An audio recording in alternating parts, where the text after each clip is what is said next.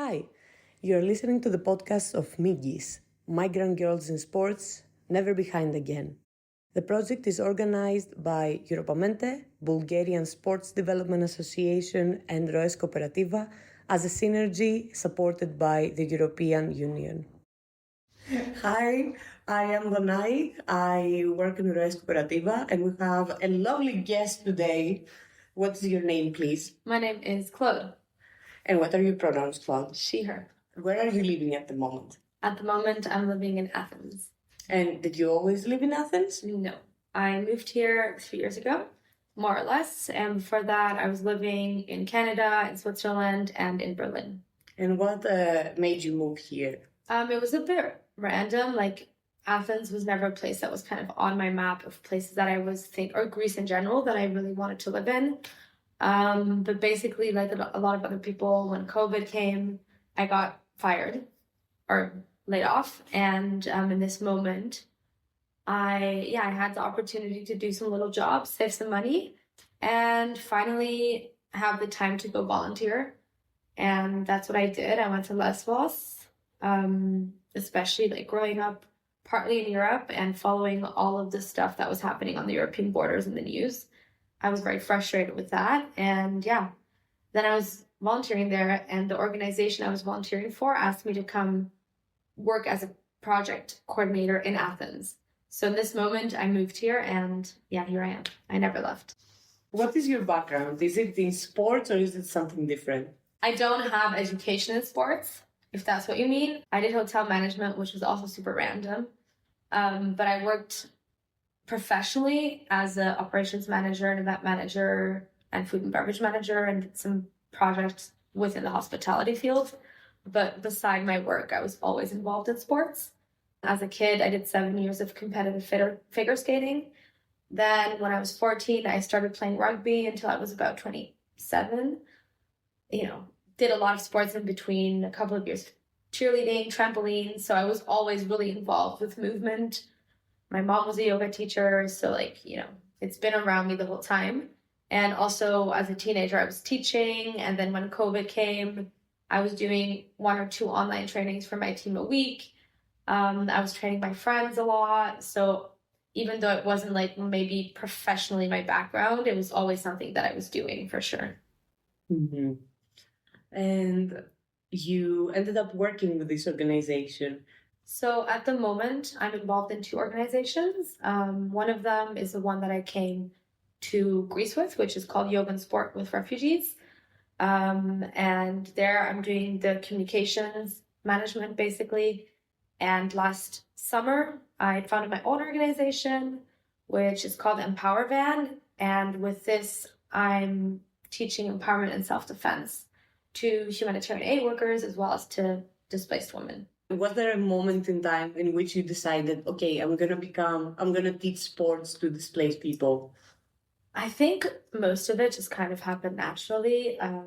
It wasn't, I think like with most of things in life, you always have maybe a strategy and an end goal, but then, things just kind of happen and fall into place. And especially, this is very much a cliche, but I feel that in your earlier 20s, you're just like trying out stuff. But then with time, you really realize what you like and what you're passionate about. And, even I remember being 18 and thinking like, oh, should I study sports? But then I was like, what am I going to do with it? Like, I just couldn't really envision what would I do with it. I was thinking about psychology for a while, but then I was also like, I don't want to be a psychologist.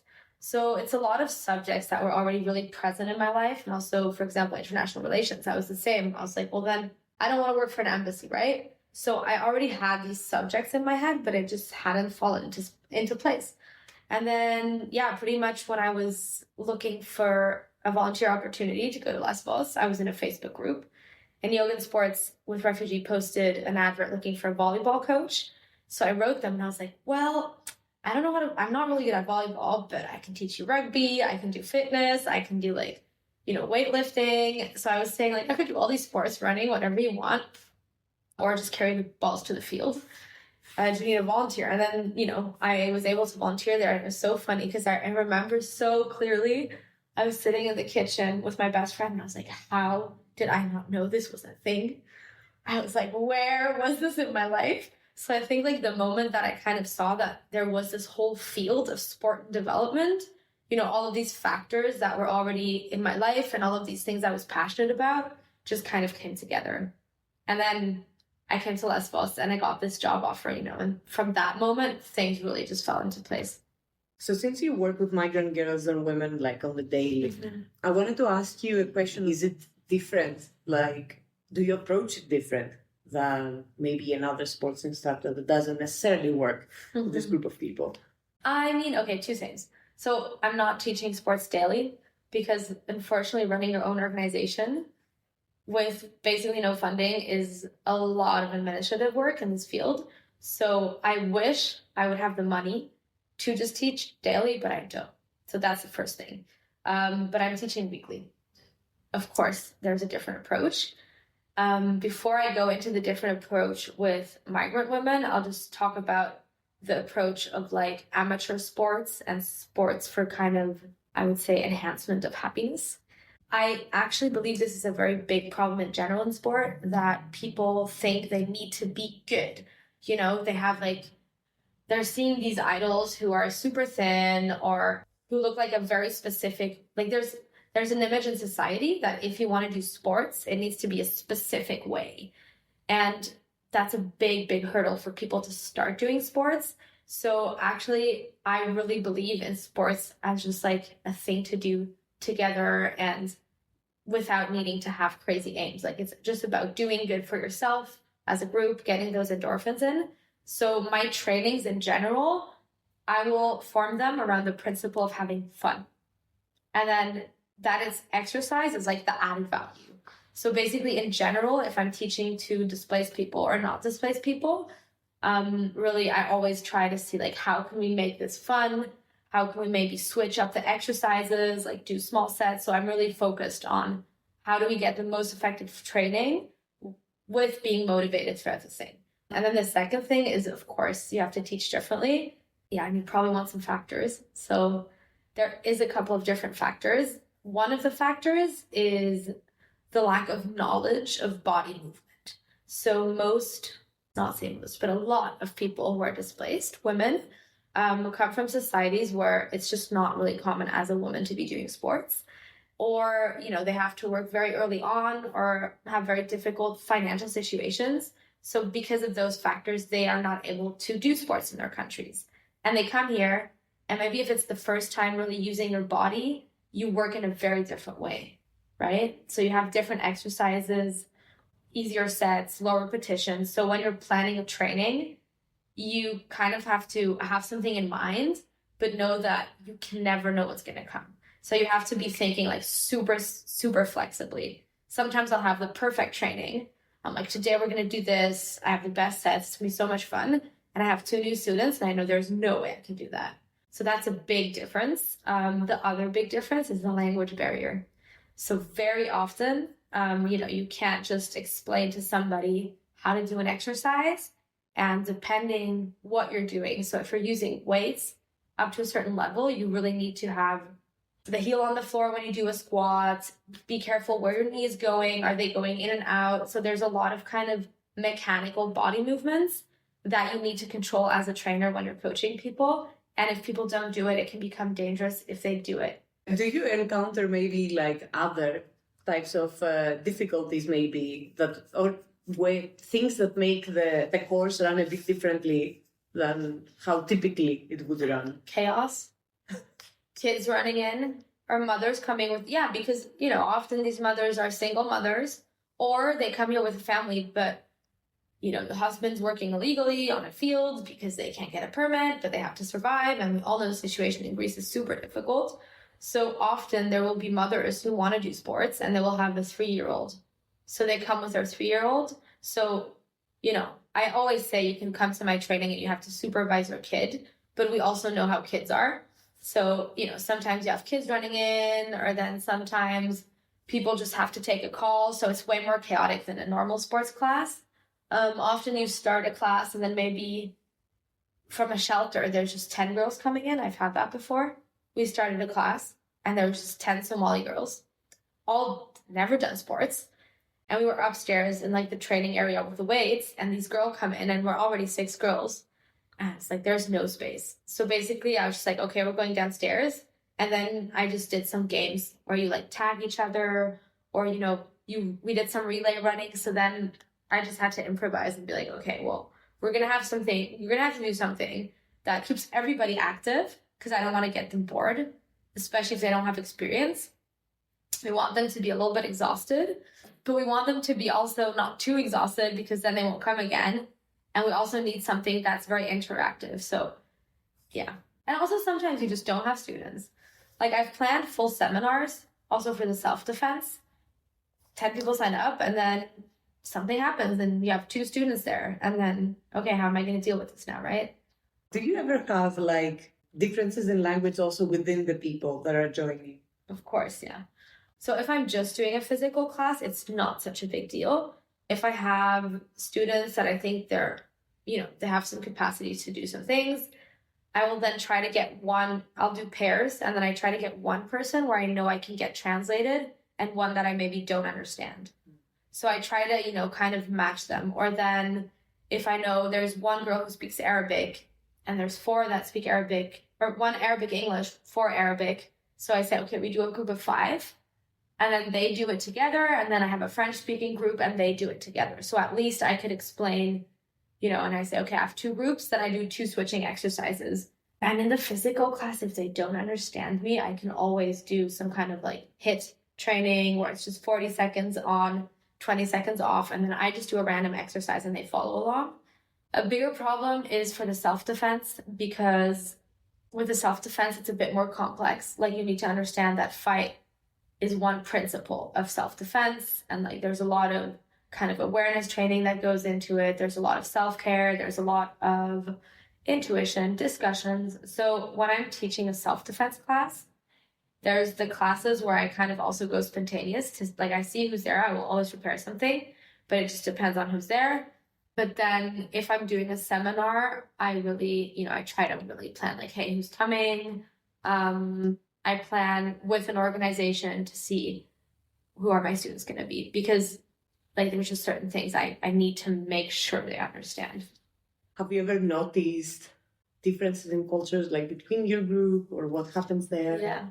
Yeah, there's a lot of differences. I mean, what you have a lot in Farsi-speaking cultures is that the girls always say like shakam, which means stomach, and they come and they want to lose weight. And for me, I always say, look, it's not about losing weight. Like just, it's about having fun and being together and getting strong. So I think there's also like there's a couple of cultural misconceptions about sport. A lot of Muslim cultures, girls aren't really used as much to do sports. In some Muslim-speaking countries, like I know in Jordan, I know a couple of girls who are like really professional players, and you know, I follow some Instagram boxers who are also wearing hijab. So of course there is, but there's just less role models and it's just less common. So a lot of girls are just a bit afraid to do sports, or they don't even see it as a possibility for themselves. And what changes do you notice to people who come to your class? One thing for sure is a huge increase in the mental well-being, because there's just so much stuff in their heads because of the really difficult situation that they're in. If you're tiring the body, you're tiring the mind. So I believe there is a huge connection between the psychosomatic. The other thing is a huge growth in confidence, which also helps a lot with everything. If you feel strong, you know, you're going to act differently. Also, people make friends, like, you know, they meet people in the gym, they have a motivation to get up, and I think this is really huge. You told me that your favorite groups to work with are mixed groups, mixed with displaced people and not displaced people. And I wanted to ask you, why do you think that? In general, and this can be displaced or non-displaced women, but if you've had very traumatic experiences with, let's say, domestic violence, often if I talk about violence as a concept, everybody will jump to that one memory. So they're very much stuck in this memory, and understandable, completely understandable. But it's really difficult sometimes to work with that, because they will only see this extreme case and everything they will relate to this extreme case. So a lot of the work that I have to do, if I'm working with people who have had experiences with domestic violence, so then often I have to say, well, it's really nice that you closed that book and you are here now. So a lot of me is getting people back in. And if you have to get people back in and it's 5 out of 5, it's really difficult to kind of, move on and get into an easier space. And if you have a mixed group, maybe if some people who are in a more easy situation, who have less experience with very intense gender-based violence, then it's sometimes just a bit lighter to move into a space where you can have a constructive discussion. So I just think like the learning points are more effective because you can say, hey, you know what? Actually, this is not only my life experience, but this other girl who grew up in Cameroon has the exact same experience. Then this girl who grew up in Australia, then me who grew up in 2 countries. So we can really see like, hey, we share this commonly as women. So I think it's just really, it's good to see that, it doesn't only happen to us, whoever us is, it just enhances kind of female solidarity. Sometimes we have people who start crying and almost every time everybody's like, so courageous of you. So, you can really see that if somebody's having, let's say, a shift in mood, that everybody supports each other, and that's super nice. And the other thing is that in the end of the course, we do a little circuit where we like practice a couple of the physical moves that we practice. And then basically in the end, like, we watch the participant and then everybody claps. And you can really tell that like at the end, people feel really strong and empowered. My biggest learning points from having been a participant in this course as well. And first is that playing the perpetrator, so catcalling other women, we practice this in an exercise. And being the person who catcalls, you realize how not normal that is. And doing that, everybody who does it feels gross. We hate doing it, but it's really a part of the learning process. And in this moment, you realize like, actually, I should not just shrug that off my shoulders. Because we get so used to just being like, oh, there's another one of those creeps. And this is like a thing we are so used to. So we stopped reacting because it's the norm for us. But then the moment you go into the shoes of the perpetrator, you realize how abnormal and how uncomfortable this behavior makes the other person. And this is also the moment where it's like, okay, well, actually, no, this is not normal. Second really big learning point, you can be in a situation that makes you feel really bad, but instead of trying to go into the complete stress response of the brain, where you're only like stuck and frozen, and you can actually realize this is happening to me, I don't like it, but I'm choosing to be here right now. So you can choose to say, I don't like the situation. Today I'm going to choose to change it, or I'm going to choose to not change it. And that's okay. So instead of always having the person perpetrating being the one making decisions, you can say, you know what, I'm deciding. Do you have maybe a story or a memory of one of your participants who kind of felt this kind of like, yeah, I'm in control? So the thing is, often like I can't, I don't follow my participants throughout their day to observe how they then behave, which would be a bit weird. But I have 2 examples that I can tell you in general where I know that there was a change in the participant. One of them was a woman and she was coming to my sports class. Back then I was teaching in Athens 4 times a week in yoga and sport with refugees. And she was a really, really good student. And she just got the movements very fast. She was motivated. And I was like, hey, do you want to become a coach? She goes, I don't know. She was very insecure. So then in the beginning, we started coaching together. And then we wrote trainings planned for her to coach. And in the end, she coached 3 days a week. She was an amazing coach. And now I know that this person moved on to live in another country. And I'm following this person online. And I'm seeing that they're really, going to the gym. They're super involved in this. And it's amazing to see that somebody was first just coming to a class and really grew into like a leadership role within their community. And then kind of took these values in their life for further use. Another thing is I had a participant who took my self-defense class. And about 2 weeks ago, they're like, Claude, I have to tell you something. And we sat down and they said that there was somebody that they felt were following them and they were shrugging it off. But then they were saying, no, if I feel this, I have to act on it, not because of the societal norm, but because of the way I feel, because it's my path and my feelings, and everybody has different feelings. So the person, confronted them and realized that they were standing inside of their building, and the person saw the follower come in, and then they turned around and said, "Do you live here?" And they're like, "Oh, no, I'm visiting a friend." "What floor?" "Second floor." "I live on the second floor. What's the name of the friend?" And then the person was all like, and left. And they said that, in this moment before, they would have just shrugged it off.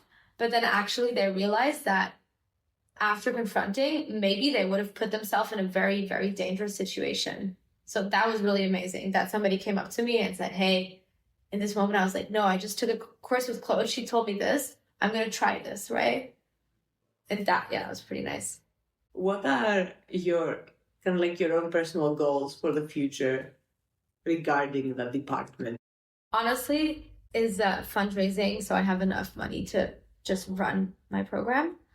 And also, the main goal is to just be able to sustain the program.